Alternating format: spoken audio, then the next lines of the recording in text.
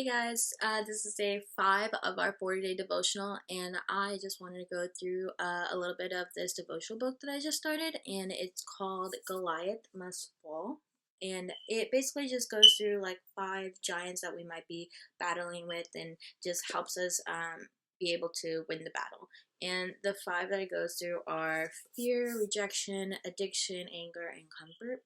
And so when I first started looking through this book, like I initially thought like, okay, maybe I can relate to maybe one or two of them, but like I don't know, even going through just like the first chapter of this book, I got a better understanding of like all the little things that like I thought weren't a big deal are actually giants also because um no matter how big or small they are, like anything that diminishes God's glory in our lives is a giant. And like for me that can be something small, like how I would feel like anxious whenever like things don't go according to plan or according to my plan, and or how I sometimes may feel like I have to be perfect and might need like people's approval, but like all of that are diminishing God's glory because like it's just like it's not what God wants in our plan, in his plans for us. And he doesn't want us to just like have to tolerate it. Like he wants us to be free of it. And also this book like gave me a better understanding of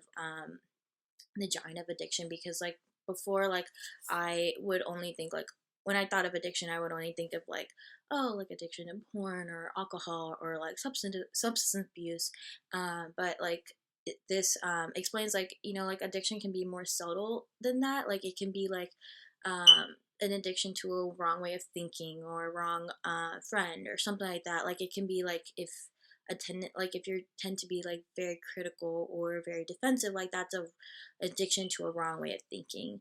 And yeah, so I just got a better understanding of like just like the different giants that I struggle with. And it just goes through like, you know, like the first step is to truly understand and believe wholeheartedly that like no matter how big our giants may feel, like Jesus is so much bigger than that.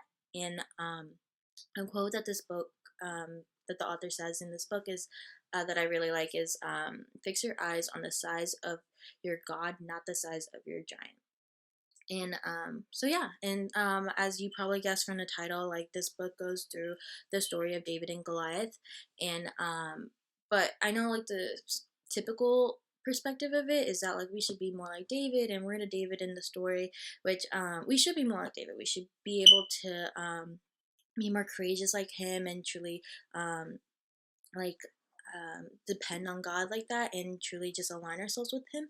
But this book goes into perspective that Jesus is the David in our story. And so I really like this perspective because honestly, like I could relate to the Israelites in the story because even though like God blessed them so much in their journey, in like he removed them from slavery, he guided them through the wilderness, he helped them defeat and conquer the city of Jericho, and like despite all these many blessings that Jesus and I mean, that God blessed in their lives, like they still got scared when they faced Goliath. They forgot that all they needed to do, like David did, was just to like trust in God and lean into Him.